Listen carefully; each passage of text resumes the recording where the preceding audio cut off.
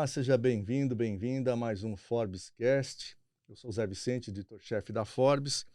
A gente vai conversar sobre mega tendências globais e inovação empresarial com o Regis Ataídes, que é vice-presidente de automação industrial e líder de digitalização na Schneider Electric do Brasil, e o Danilo de Faria, que é líder global de manufatura digital da Nestlé. Sejam bem-vindos, é um prazer ter vocês aqui. Prazer é meu. Deixa eu só dar um briefingzinho aqui da mini bio do Regis. Regis Ataídes é um homem plural até no nome, né? É formado, desculpe a brincadeira, é formado em engenharia mecânica, mestre em engenharia pela Universidade de Brasília e tem MBA em gestão de negócios pela FGV. E grande experiência em soluções de tecnologia para a indústria, inovação e sustentabilidade, certo? Este sou eu no plural ainda. No plural. O Danilo, não quero entregar a sua idade, mas você está há 3 décadas na Nestlé, a maior parte dessa trajetória na área de engenharia, isso? Isso mesmo. E você, que não trouxe chocolates para a gente, é responsável pelo grupo de automação e controle em nível global, é? Chique. Mas você fica no Brasil. Eu fico no Brasil. Legal. Muito bom. Como é também praxe, eu começo perguntando para vocês, a ordem vocês decidam, o que levou cada um de vocês para a carreira que vocês estão hoje e para a empresa que vocês estão hoje. Vai lá, Danilo. Danilo, Contigo, também acho que Danilo. Bom, eu comecei desde cedo, não lembro quando, a trabalhar e gostar dessa área de elétrica e eletrônica. E foi o que me levou nessa carreira de elétrica. Eu tenho a formação minha de engenharia elétrica. E no final das contas acabei também seguindo essa linha de automação e controle. E na Nestlé, eu comecei na Nestlé em 96, quando nós tínhamos ainda os primórdios da automação dos processos. A Nestlé já vinha, desde aquela época, investindo em tecnologia e vinha bastante forte na questão de processos, porque são processos contínuos dentro das fábricas. E o processo de automação foi uma coisa que, desde os meus primeiros dias na empresa, foi onde eu comecei a atuar. E como eu sempre gostei da área, sempre me identifiquei muito, e só dei continuidade no processo de participar de novos projetos, de novas tecnologias, e desde então eu venho trabalhando nessa área, mas também passando por outras áreas também correlatas, mas sempre praticamente nessa área de engenharia, com foco em elétrica e automação na empresa. Que legal. Eu já contei aqui, eu também comecei na área elétrica, né? Eu fazia projeto de subestação de alta tensão, Boa. uma delas até para o submarino nuclear brasileiro, que nunca saiu do papel, talvez por culpa minha, né? Deve ter explodido alguma coisa lá, sei lá. Ainda bem que depois eu virei jornalista, né? Surpresas aparecendo aqui. Tá vendo só? E o Regis, como é que você construiu tua carreira? Cara, a engenharia está em mim antes de cursar engenharia, né? Eu era aquela criança que desmontava as coisas e remontava, né, para ver o que tinha lá dentro, né? Eu vejo em mim hoje, eu vejo meu filho, eu tenho um filho de 9 anos de idade, e eu vejo ele nesse desejo de desmontar. Como é que é? Por que é assim, papai? Como é que funciona? Por que é isso? Como é que é isso? Tá? Eu era essa curiosidade toda, né? Então, fazer engenharia, eu tinha paixão por carros, paixão por Fórmula 1, paixão por avião. Então, cara, fazer engenharia era um caminho natural, né? Não tinha muito segredo. Eu fui para mecânica, mas eu sempre fui um aficionado por software. Desde que eu estava na faculdade, antes da faculdade, software sempre foi minha vida. Então, levar a minha carreira para o lado de automação, que tem muito software, e do lado que software propriamente dito, né? Foi sempre um caminho muito natural. Não tive que fazer decisões muito grandes de mudar muito, não. Estava sempre muito natural, né? A paixão já estava lá. Você nasceu e cresceu onde? Eu sou de Goiânia, minha família toda é de Goiânia. Crescido lá e depois fui fazer faculdade em Brasília. E depois São Paulo, né? Vim para São Paulo, primeiro para o interior, São José dos Campos, e depois para a capital. Mas já estou fora de Goiânia mais tempo do que eu estive em Goiânia. Já não sou mais goiano, acho não, cara. Tenho orgulho, acho que eu já perdi muito de sotaque já. Entendi. Passagem por São E o Danilo? São José dos Campos. Hã? São José dos Campos. São José dos Campos. São José dos Campos, inclusive, bom, eu morei em São José toda a minha infância e até a adolescência. Depois faculdade, toda a questão também de trabalho, eu acabei saindo. Fazem 2 anos que eu voltei a morar em São José. Mas você chegou a estudar no ITA lá? Não? Não, eu estudei na Univap em São José. Na época, fiz a turma fazendo a elétrica lá na Univap e trabalhando na fábrica de Caçapava na época. Trabalhava na fábrica de chocolates, inclusive. De lá. Ah lá, tá vendo? Trabalhava e estudava.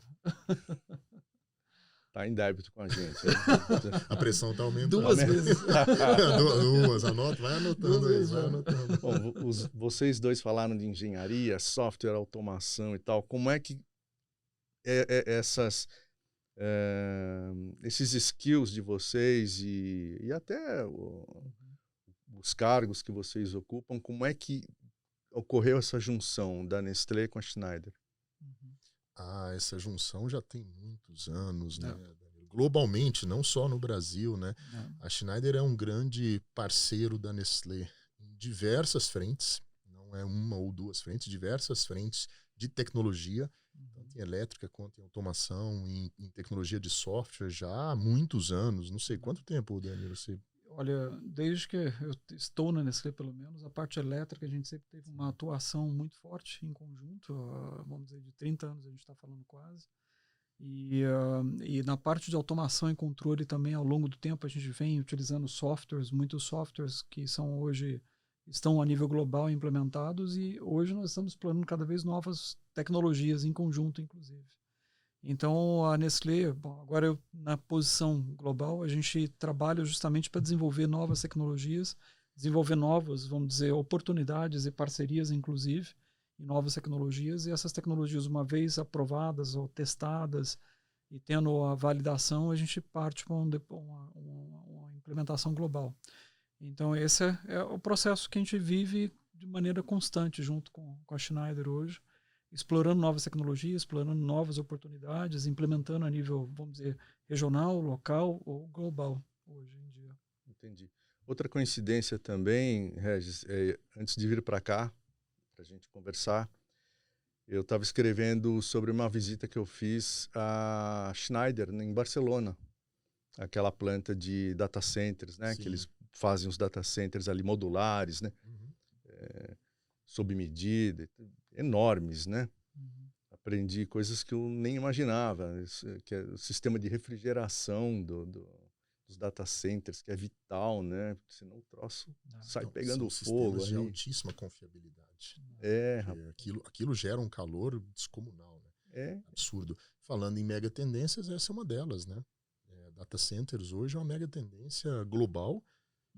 Diria para você que o Brasil já está surfando essa onda há um tempo. Quem andar aqui pela Castelo Branco, pela rodovia dos Bandeirantes aqui, já vai ver na beira da rodovia grandes data centers aqui no Brasil. E a Schneider está em todos eles, com automação, com elétrica, com controle. É um grande consumidor de energia hoje, e que a gente precisa cuidar disso. E o Brasil tem muita energia limpa, né? Por isso que os data centers estão aqui, e não em outros países, né, que a energia não é tão limpa, mas é hoje uma demanda gigantesca e ela só tende a aumentar. Com inteligência artificial, então... E o curioso é que o uso de água no resfriamento dos data centers é muito intenso, né? Então, é mais um ponto positivo para o Brasil, né? Que a gente tem água abundante aqui em quase todos os lugares, e por enquanto, né? Enquanto o aquecimento global não transformar a Amazônia em deserto ou coisa assim. Você já entrou no assunto da próxima pergunta, que é mais ou menos isso. No âmbito empresarial, no que vocês fazem no dia a dia, no que vocês veem no dia a dia na Nestlé, na Schneider, esse sentido de urgência, né? Essa avalanche de tecnologia que todo mundo está meio assustado do lado de fora, e meio que curioso e meio que um pouco nervoso até com que espécie de uso eu tenho que fazer disso para me adaptar aos novos tempos, né? Isso eu imagino que seja também uma realidade no dia a dia da Nestlé, por exemplo, tá certo? Isso. Então, na verdade, o que acontece? A tecnologia, a gente estava falando de automação, de elétrica, controle e tudo mais, né? Então, para a gente, na verdade, na Nestlé, a nossa etapa de evolução ou de partida com a tecnologia já vem de muitos anos. O fato de incorporar novas tecnologias provindas de indústria 4.0, por exemplo, foi uma evolução, eu não diria que foi natural, mas foi uma aceleração do processo, vamos falar assim.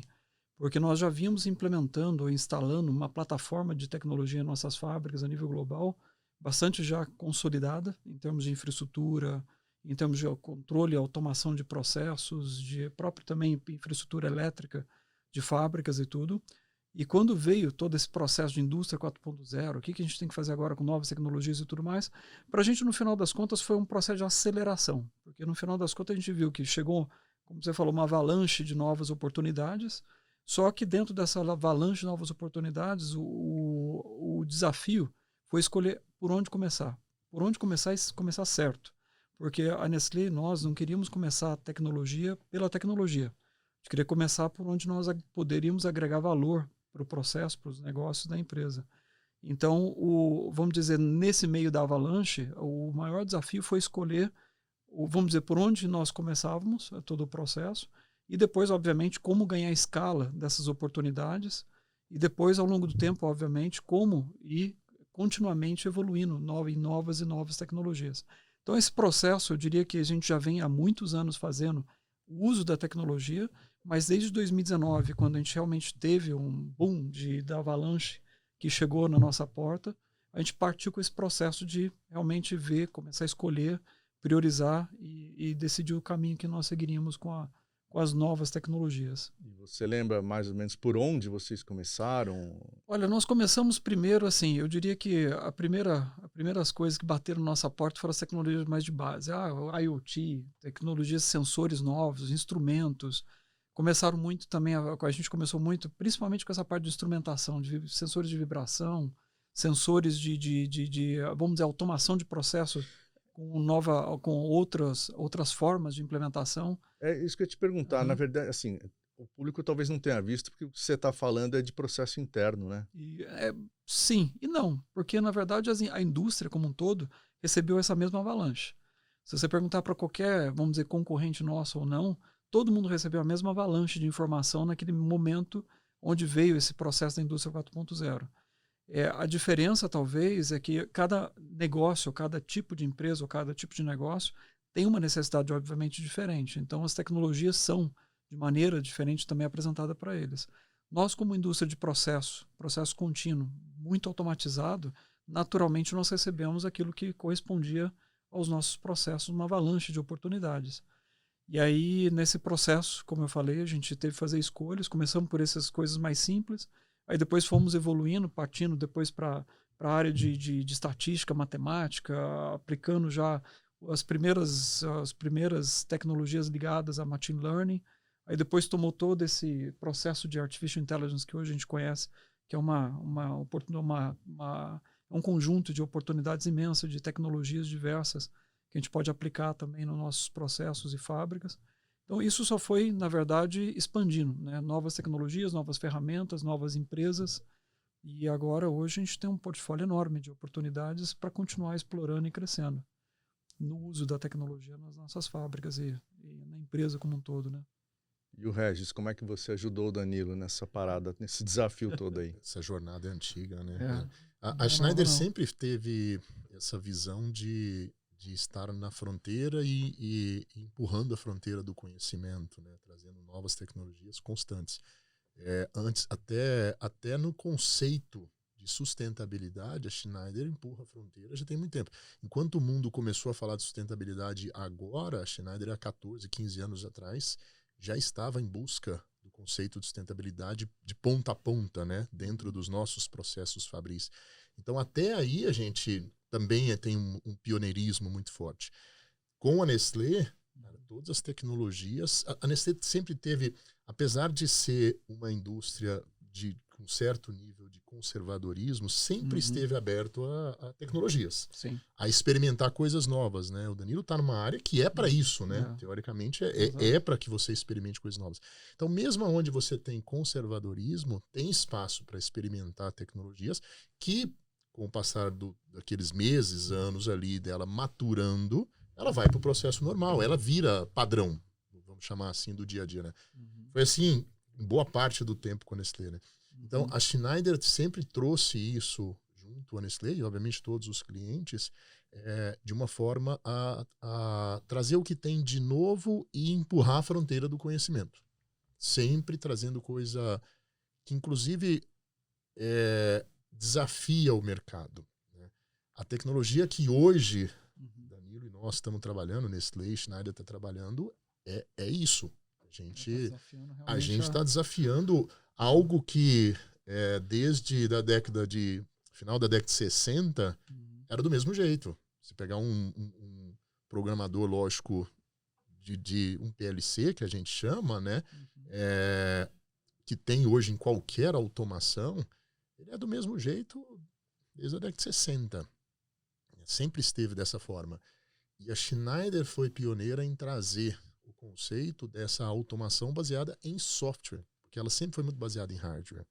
E isso é novo, isso é coisa de 4 anos para cá que a Schneider investiu muito pesado nisso, e hoje a gente está, de novo, empurrando a fronteira do conhecimento, né? Trazendo algo que não tem no mercado.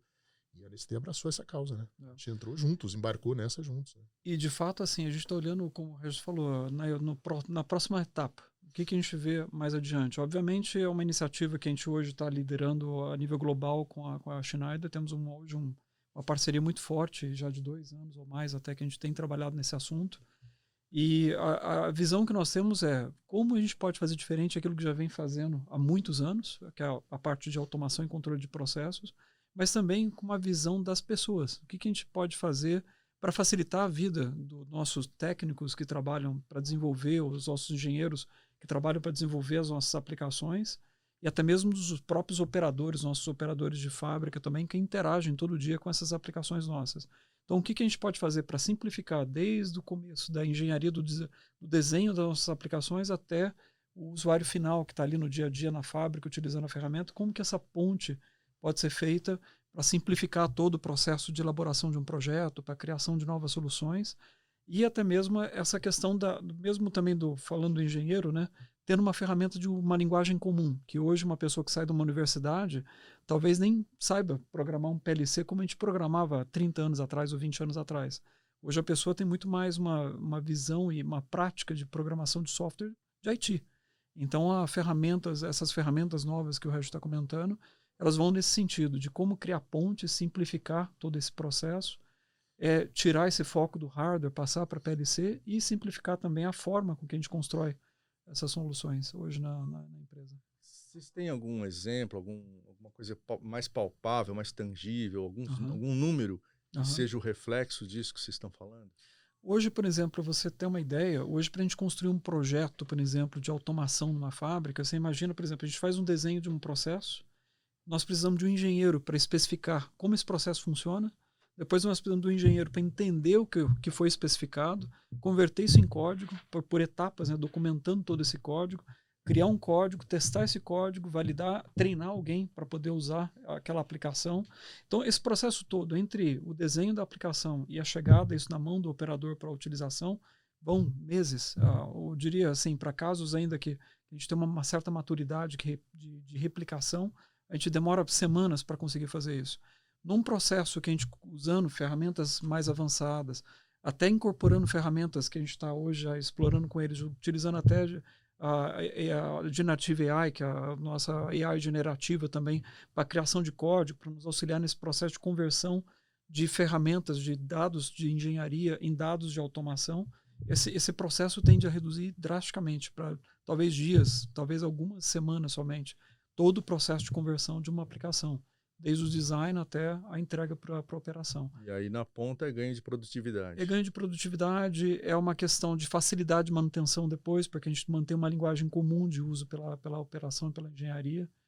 E facilita todo o processo de integração dentro de uma empresa ou dentro da nossa operação de uma fábrica, por exemplo. Imagina esse ganho em você entregar o processo para a fábrica. Ainda tem o ganho depois, que ele já está operando. Porque esses processos, essas tecnologias que você coloca na fábrica requer manutenção, requer trocar uma peça quando dá um problema, você tem que ter estoque. Agora, imagina que agora com essa tecnologia, ao invés de você esperar meses para ter que trocar uma peça que está com problema ou que vai ter que fazer uma parada programada na planta, não, eu posso arrancar uma hoje, trocar, colocar outra com um espaço de tempo muito menor. Isso reduz custo, aumenta a produtividade, aumenta a eficiência de produção, a Nestlé consegue colocar mais produto no final da linha.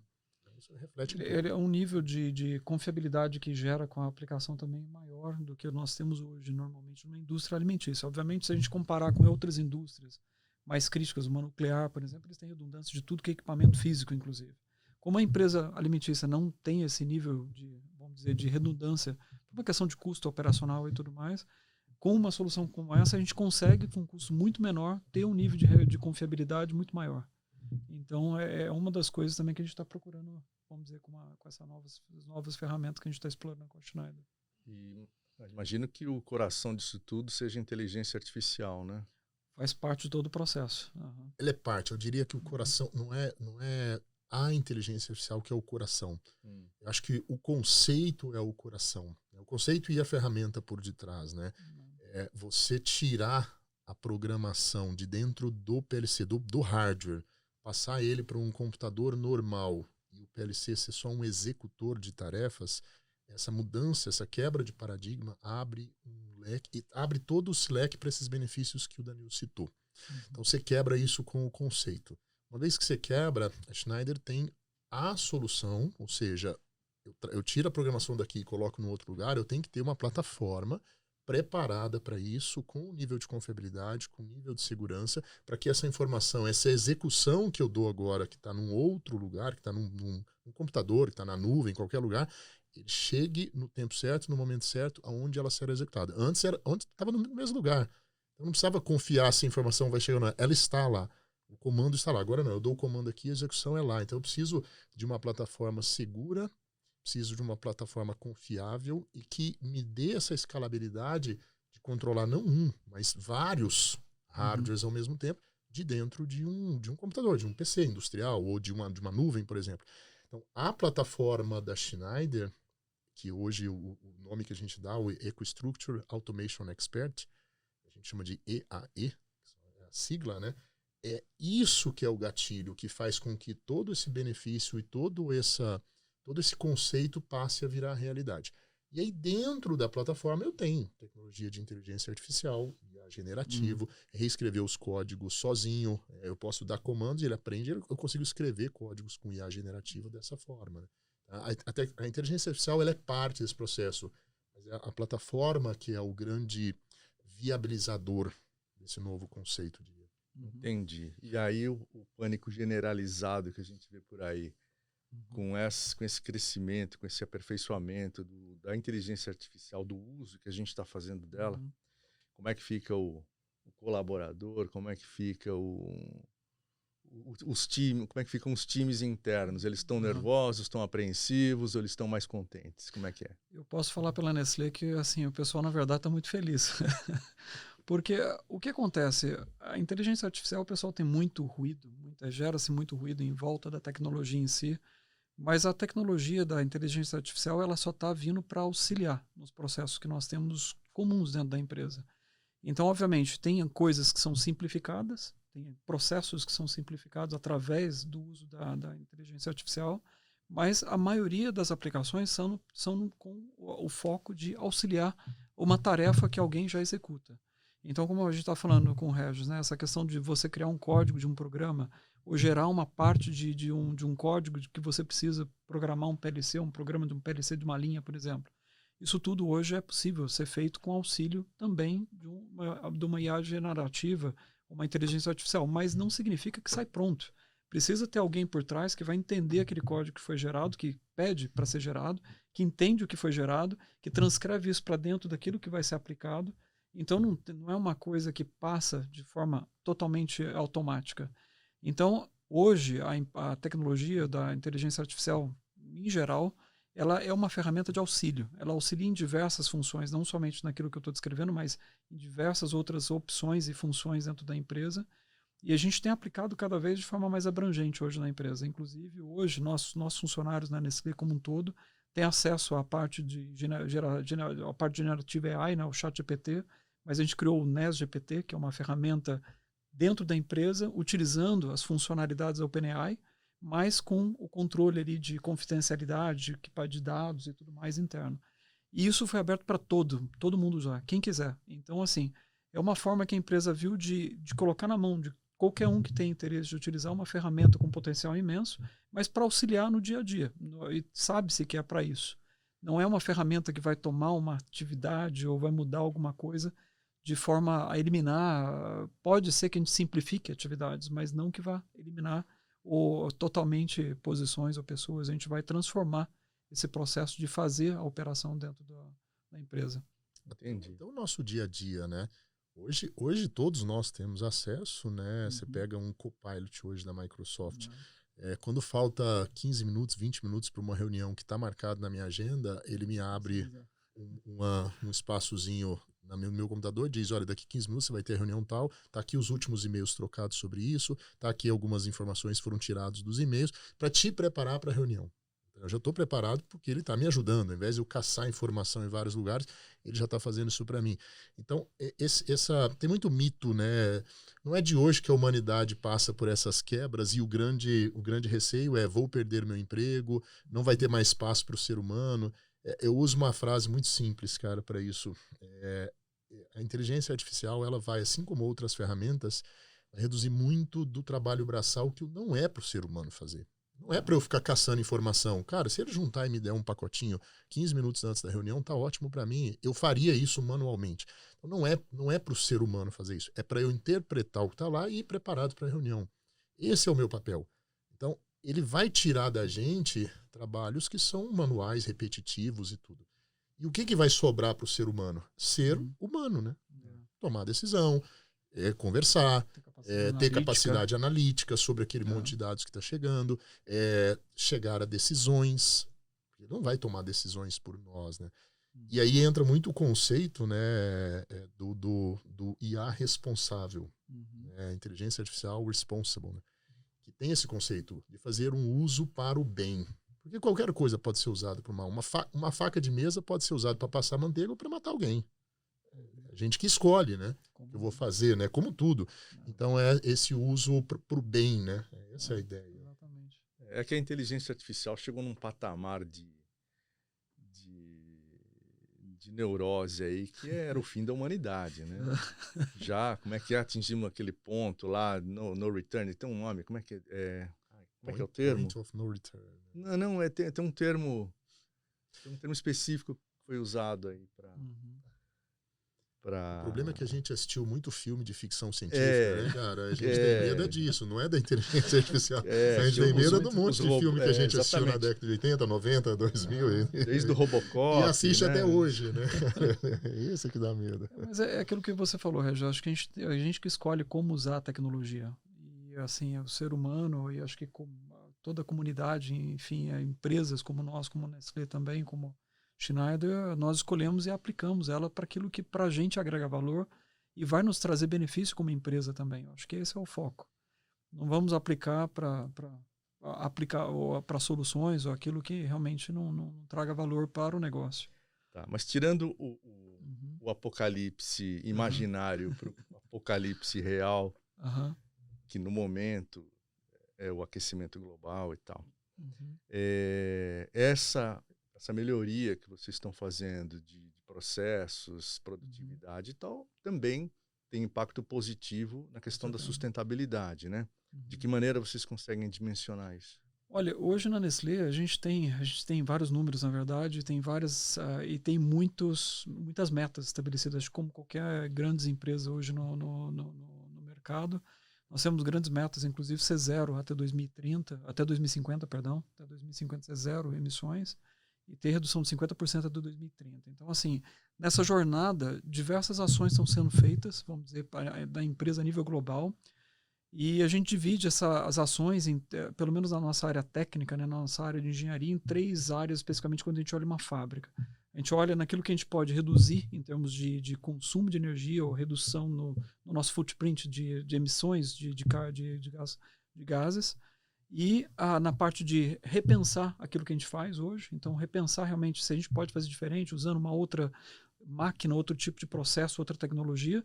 E o replace, que é realmente repor ou substituir aquilo que a gente tem hoje de energia, de matriz energética, por uma outra que seja mais limpa. Então, nesse processo das 3, quando a gente olha uma fábrica, a gente sempre olha por essas 3 vertentes e a gente trabalha com tecnologia, usando tecnologia nas 3 áreas, ou nessas 3 grandes focos, para poder buscar esse caminho, vamos falar assim, de chegar a 0 emissões em 2050.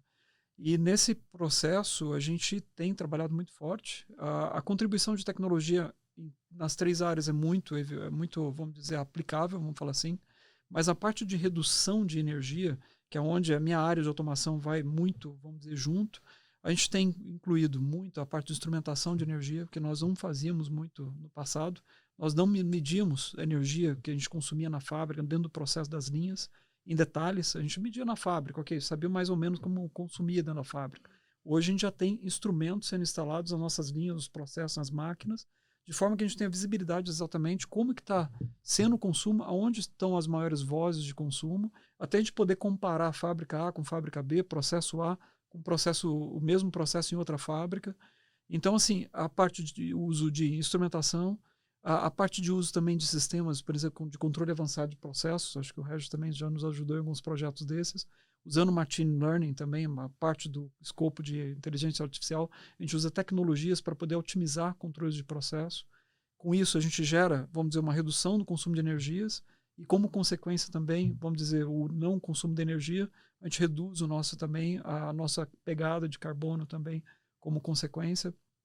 E junto com isso, tem também, vamos dizer, de forma mais abrangente, a troca de toda a matriz de eletricidade hoje, a fonte da energia elétrica hoje por uma matriz limpa. Então, esse é um movimento global. A gente já está em torno de 88% da matriz da Nestlé de elétrica de fontes renováveis. Então, assim, esse processo vai evoluindo, vai crescendo e vai aumentando. E a meta é até 2025, já no ano que vem, chegar a 100%. Toda a matriz elétrica da empresa ser de fontes renováveis. Então, assim, esse é o processo que vai caminhando. Então, e tem muitas outras ações, obviamente, mas uma coisa importante para destacar é que, assim, pelo menos nós, como Nestlé, a nossa realidade, a manufatura em si, o processo de manufatura, quando a gente fala de emissões, né, a gente tem o escopo 1, 2 e 3 lá da parte de sustentabilidade das classificações. A manufatura tem uma contribuição de em torno de 7% do total de emissões da empresa. Então, a maior parte das emissões estão na parte da cadeia de matéria-prima e distribuição da empresa. Então, tem muitas outras ações sendo feitas nessas áreas também. Obviamente, aplicando diversas outras tecnologias, mas com muito foco na questão da melhoria, da forma com que a gente faz o cultivo de matéria-prima no campo, que a gente chama da parte da agricultura regenerativa, ou então também na criação, na produção do leite também, onde também tem um trabalho muito forte com os fazendeiros, o pessoal também que faz toda a produção de matéria-prima, de leite para a empresa. Então, assim, tem foco muito forte. 3 matérias-primas principais que a gente tem um processo muito forte: café, leite e a parte do material que vem do campo, vamos dizer, nossa agricultura. Então, é muito forte o trabalho da empresa feito nesse sentido para caminhar realmente para essa tendência do 0. E tecnologia, como eu falei, na manufatura tem várias coisas sendo aplicadas, mas a gente está respondendo ali pelos 7%. Tem muitas outras oportunidades para fora, também da fábrica em si. Também. São os escopos 2 e 3, não é isso? Dentro da fábrica a gente tem 1 e 2 é o principal, e 3 uma parte. Né? Vamos dizer, aquilo que vem de fora para dentro da fábrica. Mas principalmente 1 e 2, que 1 é dentro da fábrica, a geração e consumo de energia e a produção de emissões. O 2 vem das energias não só elétrica, mas qualquer energia que a gente compra de fora, gás, elétrica, biomassa também. Combustível para o transporte? Combustível para transporte, escopo 3. É o 3, né? Escopo 3. Logística então, é escopo 3. Logística é escopo 3. Então, é onde está a maior parte. Então, você pega uma empresa que nem de alimentos, Hoje, no caso da Nestlé, a gente tem uma pequena parcela, vamos dizer, 7% é pequeno, mas números absolutos até grande, mas 7% está dentro da fábrica, mas os outros, a outra, vamos dizer, grande parcela está na cadeia como um todo, que é onde tem muitas iniciativas e muito fortes, inclusive nessa área de sustentabilidade também. Legal. E a Schneider, a relação da Schneider com sustentabilidade, Regis? A Schneider já vem cunhando este termo antes dele existir, né? Você comentou a isso. gente já começou muitos anos atrás. A informação que eu gosto de trazer é acabou de sair agora, né? 2024, a Schneider eleita de novo por entidades independentes a empresa mais sustentável do mundo. Não é uma das top 5, é a número 1. Nós já estamos aí 3 anos consecutivos como número 1 a empresa mais sustentável. A Schneider tem mais de 330 plantas de produção no mundo. E a gente se preocupa com sustentabilidade em todas as plantas, sem exceção. E é por isso que a gente está no primeiro lugar. E a Schneider, ela fornece consultoria e tecnologia para os nossos clientes e para os nossos fornecedores. Estamos pensando em escopo 3, obviamente, para um lado e para o outro, né? De como atingir net zero, como atingir os níveis de pegada de carbono necessários, assim como nós já estamos atingindo. A gente está um passo bem adiante. Então, dentro de casa a gente já tem controle muito, muito preciso. Se você entrar em qualquer escritório da Schneider hoje, inclusive convido vocês, se quiserem visitar o escritório da Schneider aqui em São Paulo, nós temos na parede todos os índices de sustentabilidade de todas as plantas da Schneider no mundo, em todos os escritórios. Eu consigo ir lá numa tela touchscreen e descobrir quanto está na China, quanto está na Índia, onde está, que planta que está, quanto de água está consumindo, quanto de energia, por que está, se está acima do nível, se não está. Eu consigo ver isso em tempo real, usando as tecnologias que a própria Schneider tem. Então, tanto para entrar na empresa e identificar as oportunidades de atingir os níveis de sustentabilidade. Então, a gente tem esse conceito e essa consultoria, quanto nas tecnologias para, uma vez identificado, transformar aquilo em algo palpável, mensurável e que eu consiga tomar ações em tempo real para corrigir a rota. Né? Cara, a Schneider não virou 3 anos consecutivos a número 1 fazendo PowerPoint. É muito mais que isso, né? A gente realmente pratica. E eu costumo dizer para as pessoas, cara, enquanto os índices de sustentabilidade não estiverem atrelados ao bônus dos executivos da companhia, dificilmente você vai fazer esse negócio sair do PowerPoint, sair do papel. E na Schneider a gente tem que atingir os níveis de sustentabilidade para que executivos do mundo inteiro possam ganhar os seus próprios bônus, né? Então, a gente tem que fazer tanto sustentabilidade do ponto de vista ambiental, quanto sustentabilidade do ponto de vista da sociedade, né? A gente tem fortemente, a gente mede globalmente os índices de sustentabilidade do ponto de vista de equilíbrio de pessoas dentro da corporação, diversidade em todos os níveis que a gente quiser medir, né? Então, a gente tem metas agressivas para isso, porque a gente quer trazer diversidade. Uma empresa que traz tecnologia de ponta e que quer realmente trazer tecnologia que não existe, ela não faz isso sem diversidade dentro da companhia, sem olhar para a sociedade com o olhar que a sociedade precisa. Então, a gente é muito comprometido com isso, né? Esse termo já é usado lá dentro antes dele existir, praticamente. Antes de virar moda, né? A sustentabilidade. Eu acho que o termo que eu estava tentando lembrar, eu acho que é singularidade. Singularidade. Que é assim, a da curva, né? Que a gente já criou aquilo que vai nos aniquilar. Que, no caso dos apocalípticos... A Skynet, né? Skynet, lembra da Skynet? Já chegamos lá. Skynet. Então, já chegamos também nos 45 minutos do segundo tempo, fora os acréscimos. Então, eu queria que vocês me dissessem como vocês enxergam o futuro, né? Não só da sua empresa, mas do mercado em geral, do modo como as pessoas trabalham e interagem, né, na cadeia de produção e consumo no futuro próximo, médio, distante. Como é que você imagina esse futuro? Olha, olhando para dentro da empresa, assim, nós já começamos um movimento muito forte, acho que muita gente já está falando disso também, não é nada, vamos dizer, extraordinário, fora do comum, mas a gente está falando muito na questão do foco nas pessoas. Então, assim, nós temos iniciativas, inclusive, muito fortes dentro dessa linha, dentro da empresa. A gente chama de operator-centric, na verdade, operator sendo não só operador de linha, mas também o pessoal nosso que trabalha na manutenção, o pessoal que está em contato ali com o dia a dia da operação. E o nosso foco realmente é dar ferramentas, prover capacidade para essas pessoas terem uma participação e uma atuação muito mais efetiva no dia a dia na operação da fábrica. Dentro desse processo de eliminar, vamos dizer, atividades que não agreguem valor, de simplificar a forma com que eles interagem com a operação. Eles interagem entre eles mesmo, como trocam informação dentro do processo de fabricação. Então, eu acho que a busca por a questão de otimizar a forma com que as pessoas trabalham e com foco na forma com que a gente espera que eles atuem dentro da fábrica, nos habilita ou nos dá a oportunidade de usar cada vez mais tecnologias, inclusive. Então, hoje nós vemos, por exemplo, operadores dentro de uma fábrica. Nossa, Caçapava é um exemplo muito claro.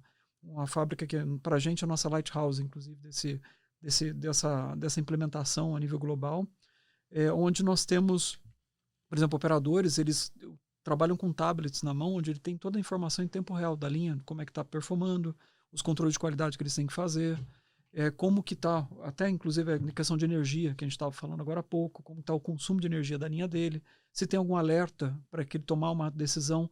Ele não depende de ninguém para tomar uma decisão ou saber, esperar o dia seguinte, alguém vir falar para ele que ele tem que corrigir alguma coisa. Ele está sabendo ali na hora o que tem que ser feito, ele sabe o que tem que ser feito.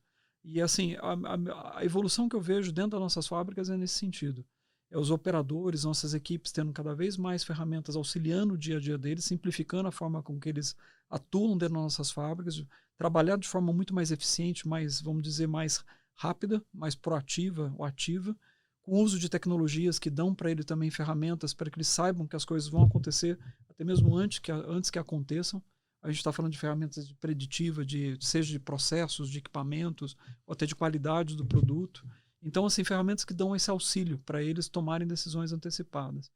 E para o pessoal de manutenção, a gente está vendo toda essa questão de engenharia que eu expliquei antes, simplificando todo o processo de elaboração de projetos. A forma com que eles dão essa manutenção nas linhas também, a gente está simplificando, criando essa oportunidade de tirar o hardware, colocar o software no lugar, ou seja, o dia a dia deles também, menos dependente de hardware específico, então ele poder gerir toda a base instalada de uma fábrica de uma maneira mais dinâmica também. Então, a ideia, a visão que eu vejo dentro de uma fábrica, especificamente falando de uma fábrica, é que a gente vai ter uma fábrica muito mais dinâmica, as nossas fábricas vão ser muito mais dinâmicas no futuro, com as informações disponíveis para todo mundo, em qualquer momento, para todos os níveis de gestão, inclusive, e com total transparência de informação. E as nossas equipes de engenharia cada vez mais bem equipadas com tecnologia e com as melhores tecnologias, inclusive, para poder fazer com que esse processo de automação de fábrica, de encontrar a melhor performance possível nos processos, seja cada vez mais atingível, vamos falar assim, mais fácil, inclusive. Seres humanos convivendo pacificamente com robozinhos. Totalmente. Assim, a gente sempre fala que a robotização de fábrica, isso também, se for na Caçapava de novo, pegando como exemplo, mas tem outras fábricas no Brasil que estão implementando muito fortemente robotização, pegando um exemplo de robotização. Hoje existe uma robotização também, um processo muito forte, mas com muito foco na questão de ergonomia, eliminação de trabalhos de risco, eliminação de trabalhos repetitivos, que você tem muitos problemas que isso acaba causando para as pessoas. E, assim, transfere a pessoa de posição? Óbvio, a gente vai usar a pessoa para outras atividades dentro do mesmo processo, muitas vezes, ou em outros processos, vamos dizer, dentro da mesma área ou em outras áreas. E, inclusive, a gente viu que, por exemplo, no processo de robotização de Caçapava, um exemplo de novo, porque Caçapava é muito latente nessa questão também, a gente teve um aumento de produtividade muito forte da fábrica e com isso ganhou-se o benefício de ter mais oportunidade de aumentar a produção da fábrica, volume de produção. Com o volume de produção aumentado, nós ganhamos investimentos, temos mais linhas, mais pessoas engajadas, mais pessoas trabalhando para a empresa.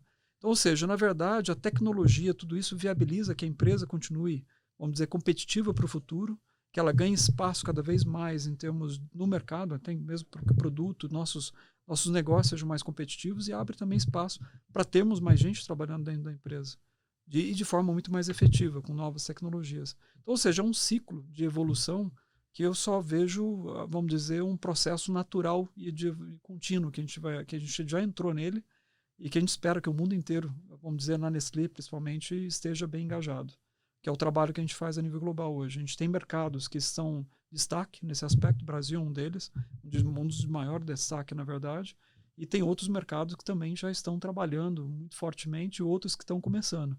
Então, assim, não é homogêneo, obviamente, isso não acontece em todo lugar no mesmo tempo, demanda um engajamento, um investimento, um convencimento das pessoas também, mas acho que quando o processo começa e se vê esses benefícios que chegam, o processo acaba se tornando um ciclo contínuo depois. Então, isso é onde eu vejo que a gente está caminhando. Muito bom. Regis, o futuro. O futuro é maravilhoso, cara. O futuro é maravilhoso. Já esteve lá? O futuro é sustentável, né? Porque como nós estamos investindo o nosso tempo, as nossas tecnologias hoje em sustentabilidade, o futuro é sustentável. O futuro tem empregos, obviamente. Então, a gente não precisa ter medo, né? Alguma tecnologia. Não é de hoje que a humanidade ouve que agora chegou essa tecnologia, vão roubar os empregos. Cara, o futuro tem empregos de qualidade. Agora, requer que a gente se adeque a esse futuro. Esse futuro, quem não se adequar, vai ter problemas, né? Tem 3 fases muito bem definidas com as novas tecnologias, né?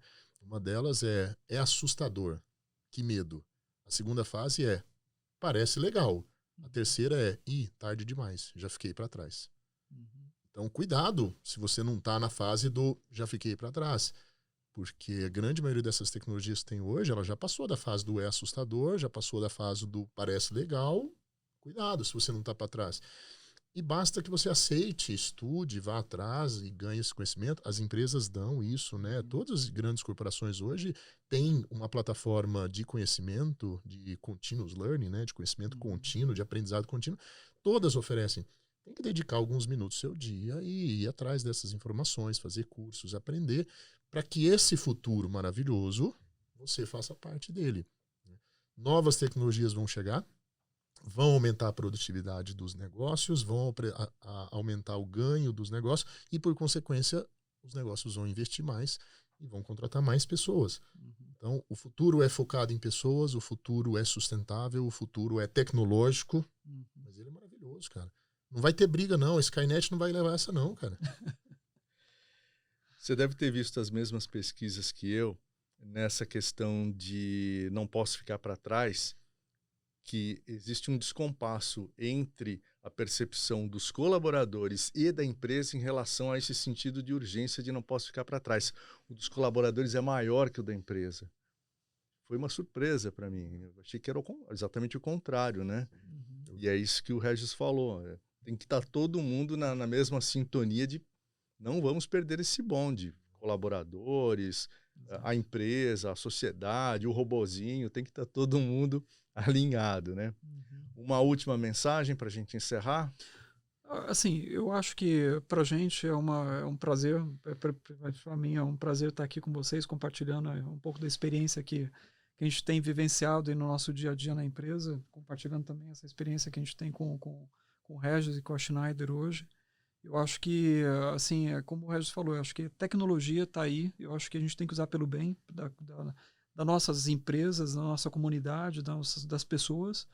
Eu acho que um ponto importante, também o Regis mencionou isso, a gente tem que manter esse foco nas pessoas, criar conhecimento, transferir o conhecimento para as pessoas também, e obviamente as pessoas também têm que ter interesse de aprender, porque não é só, o conhecimento não vem sozinho, e não adianta também se a pessoa não tem interesse de aprender. Porque é complexo, não é simples, muitas coisas demandam uma mudança de conceito, uma mudança de ponto de vista, ou da forma de fazer as coisas. Nós temos hoje, por exemplo, na empresa, um processo muito forte de gestão de mudanças, quando a gente implementa um projeto de digital, de tecnologia que a gente fala, né? Então entra todo um processo de adaptação das práticas, dos costumes, até mesmo cultural dentro da empresa, para poder atingir esses níveis de mudança. Então, acho que assim, o foco nas pessoas passa por tudo isso. É a questão da formação, é a questão da gestão das mudanças, é preparar as pessoas, comunicar, convencer, engajar, trabalhar com elas e atingir todo esse processo da tecnologia. A tecnologia sem pessoas não é nada na empresa. Isso é fato, em qualquer coisa.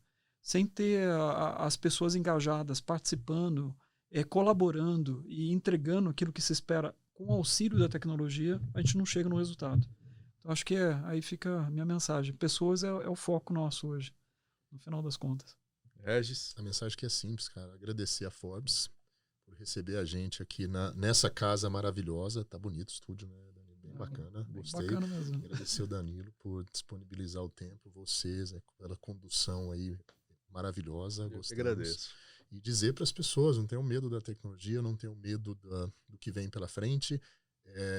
Esse medo, ele é só o medo do desconhecido. Então, vamos procurar o conhecimento, procura gente, procura empresas, procura quem pode abraçar com a sua empresa e levar essa parceria juntos, porque eu já disse isso, cara, o futuro é maravilhoso. A gente só precisa se engajar com ele e o foco é nas pessoas. É o que eu chamo de tecnologia com propósito. Muito bom. Eu conversei com Regis Ataides, vice-presidente de automação industrial e líder de digitalização da Schneider Electric do Brasil. Danilo Faria, líder global de manufatura digital da Nestlé. Eu só esqueci de perguntar o que é manufatura digital. Criação de termos, né? Não. A manufatura digital para a gente, na verdade, é esse processo de digitalização, a transformação digital na área de manufatura. Porque, como eu estava mencionando antes, a transformação digital está acontecendo em todas as áreas da empresa. E nós somos responsáveis especificamente pela vertente da manutenção, da manufatura, perdão, que inclui manutenção também, mas a manufatura como um todo. Muito obrigado, senhores, mais uma vez. Até o próximo Forbescast.